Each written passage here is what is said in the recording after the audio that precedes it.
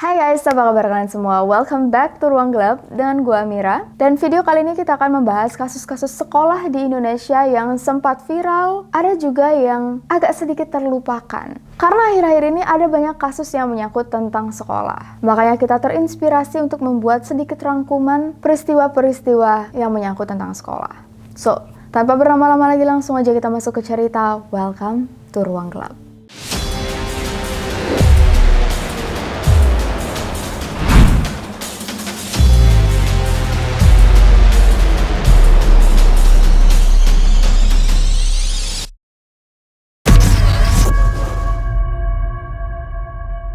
Pertama, kasus Cliff Muntu. Cliff Muntu adalah anak pertama dari pasangan Noldi Muntu dan Shirley Rondonuwu. Bersama dua adik kembarnya, Cliff dibesarkan oleh kedua orang tuanya secara sederhana. Keluarga mereka berdagang makanan. Masa TK, SD, dan Cliff ditempuh di Jakarta. Namun, SMP dan SMA dia habiskan di Manado. Karena Cliff anak yang terkenal mudah bergaul, sangat disiplin, penurut, dan pandai, ayahnya menyarankan Cliff untuk masuk IPDN dengan harapan nantinya bisa membantu memperbaiki taraf hidup keluarga. Cliff akhirnya berhasil lulus tes dan diterima di IPDN di tahun 2005, plus dijadikan ketua dari provinsinya. Tiba-tiba, pada tanggal 3 April 2007, Cliff dinyatakan meninggal secara misterius.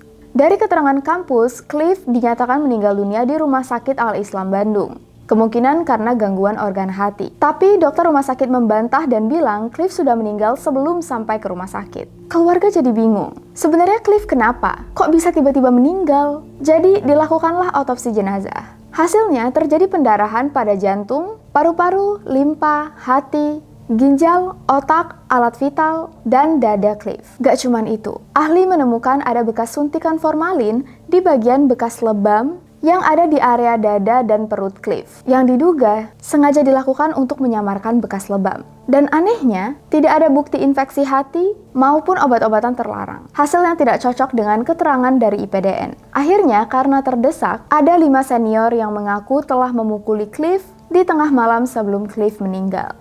Keempat dari 5 senior yang terbukti bersalah langsung diberhentikan dan wajib mengembalikan kembali uang sekolah senilai 13 juta. Menteri Dalam Negeri juga ikut menonaktifkan secara sementara rektor IPDN yang waktu itu menjabat. Karena adanya indikasi kampus sengaja menutupi kebenaran kasus. Bahkan beberapa pemerintah daerah menyatakan tidak akan mengirim lagi praja ke IPDN. Bahkan di kalangan DPR, ada yang menuntut IPDN untuk ditutup. Pria bernama Iyeng Sopandi juga ditahan oleh polisi karena tanpa hak dan wewenang telah menyuntikkan formalin ke jenazah Cliff. Dan dia juga memalsukan surat kematian Cliff. Pengadilan menghukum Sopandi 9 tahun di penjara. Salah satu profesor juga disebut-sebut terlibat, tapi enggak ada informasi lebih lanjut gimana kabarnya. Kasus ini menjadi skandal nasional setelah dibongkar oleh dosen IPDN bernama Inu Kencana Syafi'i yang dirilis menjadi buku berjudul IPDN Undercover. Buku ini menceritakan tentang kekerasan di lingkungan IPDN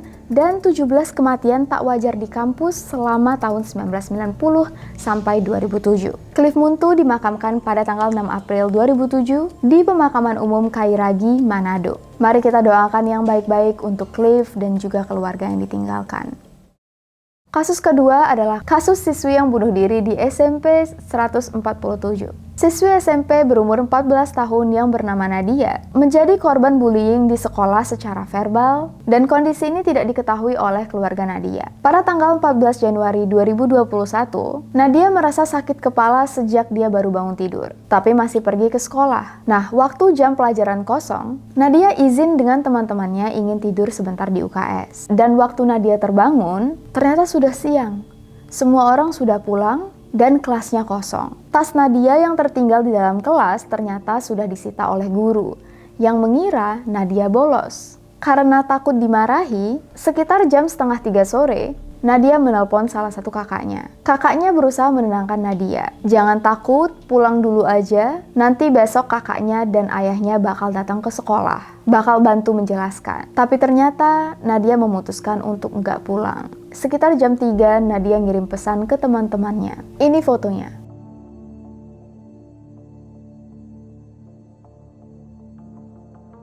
Kalian semua kan tidak suka sama aku. sampai tidak mau beritahu guru kalau aku sakit tidur di UKS. Tenang aja, nanti jam 3.30 aku juga sudah gak ada kok untuk selamanya. Nadia juga masih sempat WA salah satu temannya dan bilang dia akan segera melompat. Ini juga ada fotonya.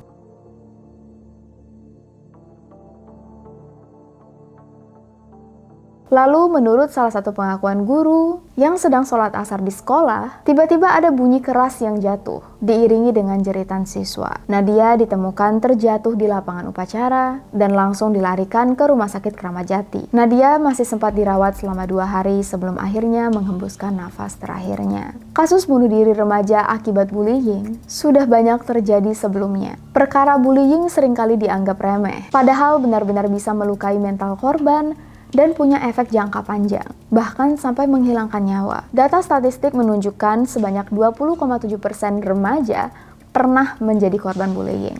Dan kebanyakan sampai sekarang tidak ada sistem khusus di sekolah yang ditujukan untuk menghindari atau membantu jika ada indikasi siswa tertindas. Nadia dikuburkan di TPU Pondok Rangon. Dan mari kita doakan yang baik-baik untuk Nadia. Kepada artikel popmama.com, kepala sekolah membantah Nadia melakukan aksinya karena bullying di sekolah. Sedangkan Kasat Reskrim Polres Metro Jakarta Timur menyatakan belum ada kesimpulan, tapi dari hasil olah TKP, Nadia memang berminat untuk melakukan bunuh diri.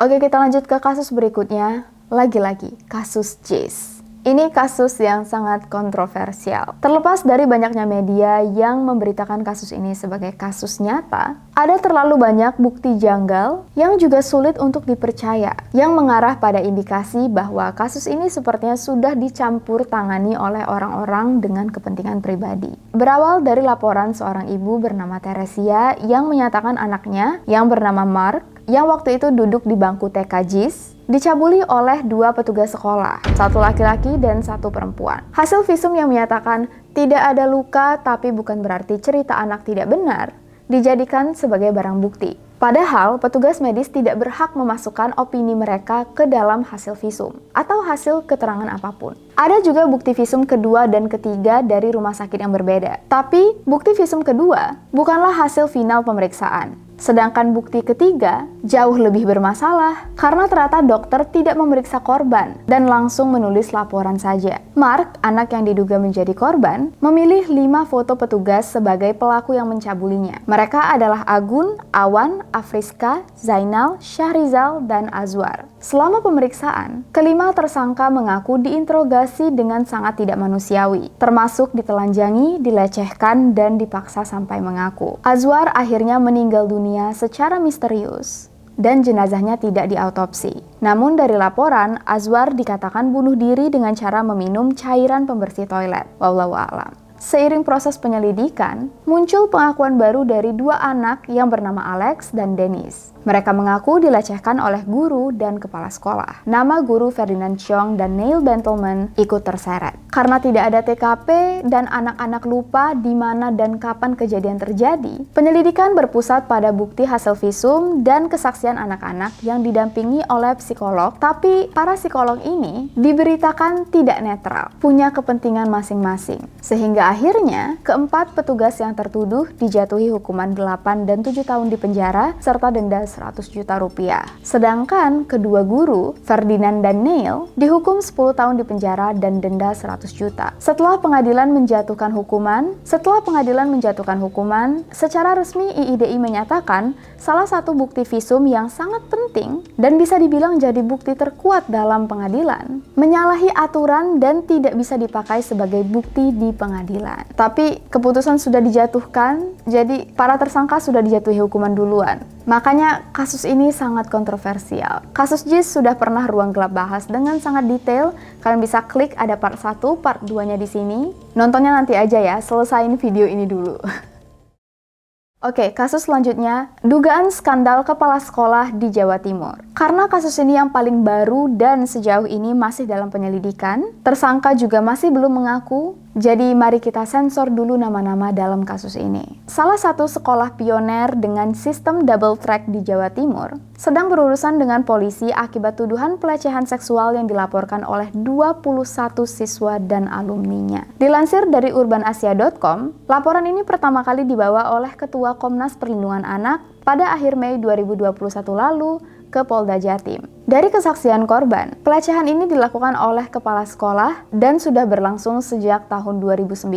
Perbuatan kepala sekolah berlangsung di lingkungan sekolah, di rumah pribadi, bahkan di luar negeri. Karena program kewirausahaan sekolah memang sering diundang ke luar negeri. Beberapa korban bahkan mengaku pernah dilecehkan di kapal pesiar, ada juga yang di dalam bak mandi, yang meyakinkan Komnas Perlindungan Anak bahwa ini adalah kejahatan yang terencana. Para korban kebanyakan berasal dari daerah dan menjadi korban kekerasan fisik plus eksploitasi ekonomi juga. Para siswi sering dipekerjakan melebihi jam waktu kerja dan sering tertinggal jam pelajaran. Korban juga tidak diberi upah, cuman diberi hadiah 100 sampai 500 ribu, tergantung kelas berapa. Kelas 1 dapat 100 ribu, kelas 2 200 atau 300 ribu, kelas 3 500 ribu. Uang ini diberikan tiap bulan. Belum lagi kekerasan seperti ditendang dan disiram dialami oleh para korban. Hingga bulan Agustus lalu, jumlah laporan yang masuk ke dalam layanan hotline Polres Kota Batu dan Polda Jatim masih bertambah. Kemungkinan ada sekitar 40 laporan. Komnas Perlindungan Anak yakin kasus ini sudah punya bukti yang cukup kuat dan termasuk kasus luar biasa. Jika terbukti bersalah, tersangka bisa dijatuhi hukuman berlapis yang mencakup kebiri kimia, hukuman penjara minimal 10 tahun, ancaman penjara 10-20 tahun, seumur hidup, bahkan pidana mati. Mari kita pantau terus kasusnya. Kasus selanjutnya, kekerasan seksual yang terjadi pada anak TK. MF, atau di video ini kita panggil Mawar, adalah seorang ibu berumur 27 tahun yang menyekolahkan anaknya, Q, di salah satu TK di Bogor. Lagi-lagi identitas masih harus dirahasiakan. Ceritanya, pada tanggal 10 Mei 2017, Mawar menjemput Q seperti biasa di sekolah. Dan hari itu, raut wajah Q berbeda. Q kelihatan lesu dan sedih sepanjang perjalanan. Begitu sampai di rumah, Q pergi ke kamar mandi untuk pipis. Mawar ikut masuk untuk membantu Q membuka celana. Mawar kaget karena di celana Q ada banyak bekas darah. Malam itu juga, Mawar memeriksakan Q ke dokter spesialis kelamin, Dr. Heryuni, yang menemukan banyak luka lecet di sekitar area intim Q. Tanda yang sebenarnya jelas. Mawar dan Q langsung dirujuk ke dokter kandungan. 2 hari kemudian, Q akhirnya baru mau buka suara setelah dibujuk oleh Mawar untuk cerita. Q mengaku dia menjadi korban perlakuan tak senonoh dari UD, penjaga sekolah yang berstatus sebagai PNS.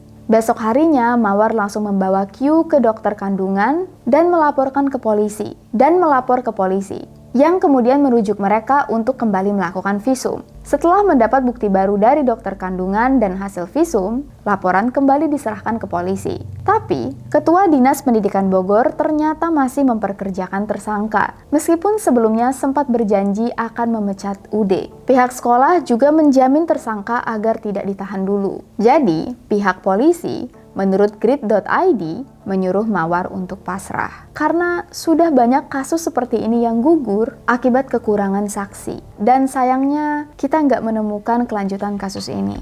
Terakhir, dimuat oleh suara.com pada Agustus 2017, tersangka sudah dimutasi, enggak lagi kerja di TK itu, tapi dipindahkan ke Dinas Pendidikan Kota Bogor. Q juga sudah pindah sekolah. Mudah-mudahan laporan Mawar dan Q bisa ditindaklanjuti dan menemui kejelasan.